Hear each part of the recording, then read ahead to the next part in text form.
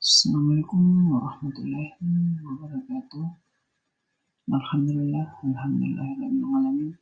Wassalatu wassalamu ala asyrofil anbiya'i wal mursalin sayyidina Muhammadin wa ala alihi wa sahbihi ajmain. Pertama-tama mari kita kirimkan ucapan syukur atas kehadirat Allah Subhanahu wa taala yang mana pada kesempatan ini kami diperkenankan untuk mengungkapkan materi kami, sedangkan bapak-bapak dan ibu-ibu menyaksikan apa yang kami paparkan.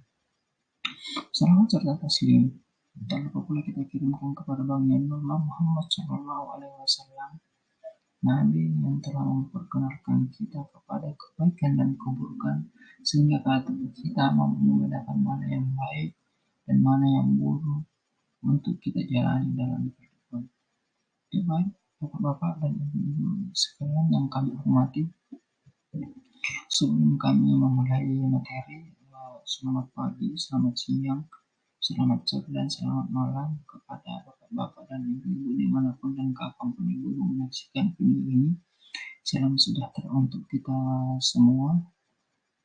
Semoga kita berada di lindungan Allah Subhanahu wa taala. Ya, bapak dan ibu sekalian, pada tema kali ini kebetulan saya adalah guru pendidikan agama Islam, maka saya akan membahas sedikit tentang ketentuan makan dan minum dalam Islam. Ternyata bapak-bapak dan ibu-ibu sekalian, di dalam Islam ada sebuah ketentuan yang harus kita lakukan yang diperintahkan oleh Nabi Muhammad SAW agar di dalam kehidupan ini kita mampu membedakan hal-hal yang baik dan buruk tersebut. Oke, baik. Kita akan kembali ke makanan dan minuman. Ketentuan dan makanan dan minuman dalam Islam ini saya akan membagi menjadi dua. Dalam pembagiannya ini yaitu kita harus ketahui bahwa ada yang halal, artinya halal adalah sesuatu yang diperbolehkan, dan ada yang haram, artinya sesuatu yang tidak diperbolehkan oleh Allah Subhanahu wa taala untuk dikonsumsi. Baik, saya akan memberikan sebuah contoh. Baik, saya memberikan contoh seekor babi. Bapak dan ibu kita tahu bahwa ternyata di dalam Islam itu babi sangat diharamkan. Karena kenapa? Karena babi ini adalah sesuatu yang tidak baik dalam kehidupan kita. Karena kenapa? Kemudian banyak minus dari hewan yang satu ini. Pertama, kemudian dia jorok, kemudian dia mengkonsumsi apakah itu, mohon maaf, berupa mungkin tai kah, apakah kotoran kah. Nah, ini sesuatu yang tidak baik. Ketika kotoran ini kemudian menjadi daging, nah daging inilah yang dikonsumsi, yang tidak diperbolehkan dikonsumsi bagi kita masih umat Islam. Karena ketika kita mengkonsumsi sesuatu yang tidak baik, maka dampaknya akan mengikut kepada akhlak, sifat, bahkan kesehatan kita. Makanya kemudian babi ini diharamkan karena ternyata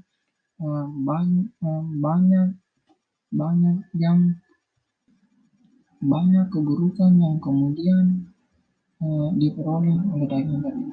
Tapi bapak-bapak dan ibu sekalian, bahwa adapun meskipun dia halal, ternyata setelah disembelih dia akan menjadi sesuatu yang haram. Contoh, saya akan mengambil sebuah contoh ayam, ya, seekor ayam. Ketika kita jelas-jelas tahu bahwa ayam ini adalah sesuatu yang halal, tetapi ketika ayam ini kemudian disembelih tidak dengan nama Allah, maka dia akan menjadi sesuatu yang haram pula. Karena kenapa?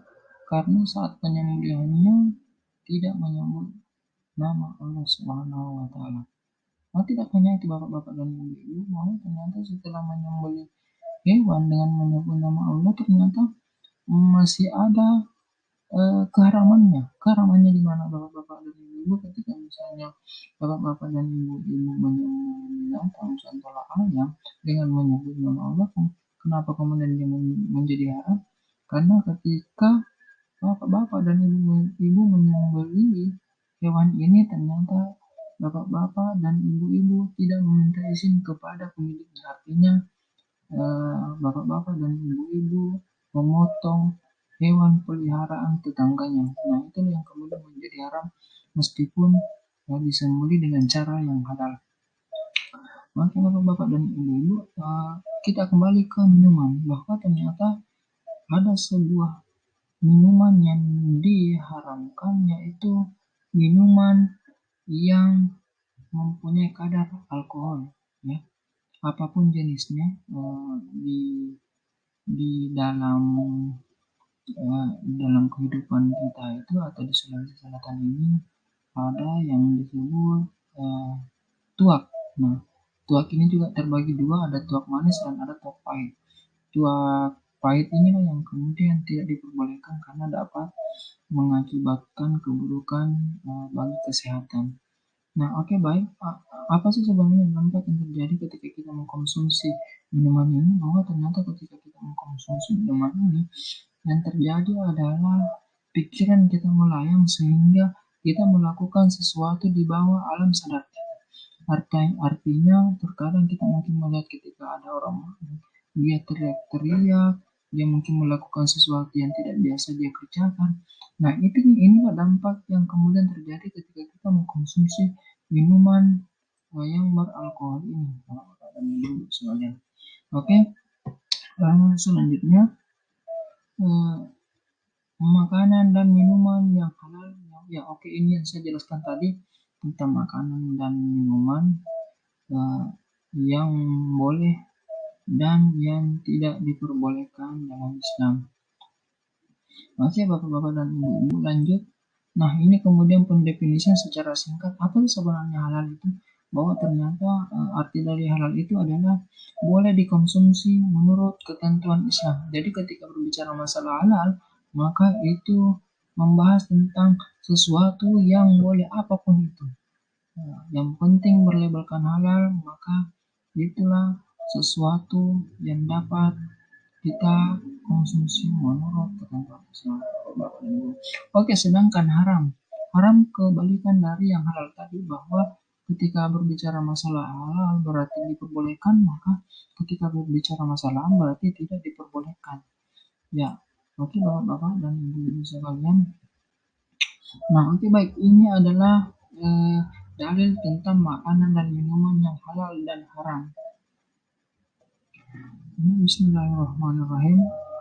حرمت عليكم الميتة والدم ولحم الخنزير وما أهل لغير الله به والمنخنقة والموقودة والمتردية والنتيهة وما أكل السبع إلا ما ذكيتم وما ذبح على النصب وأن تستقسموا bil aslami talikum fiskon, yang artinya tidak diharamkan bagimu memakan bangkai, darah daging babi, hewan yang disembelih atas nama selain Allah, hewan yang mati tercekik, dipukul, terjatuh, ditanduk, dan diterkam binatang buas, kecuali yang sempat kamu menyembelihnya, dan haram pula apa yang disembelih untuk berhala yang demikian itu adalah kefasikan yang nyata. Nah, inilah yang kemudian menjadi landasan kita bahwa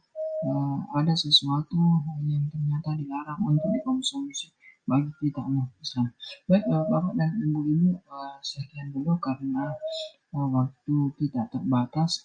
Adapun pembahasan selanjutnya akan kami bahas di video-video atau sesi-sesi berikutnya. Oke, baik, sekian dan terima kasih. Wassalamualaikum warahmatullahi wabarakatuh.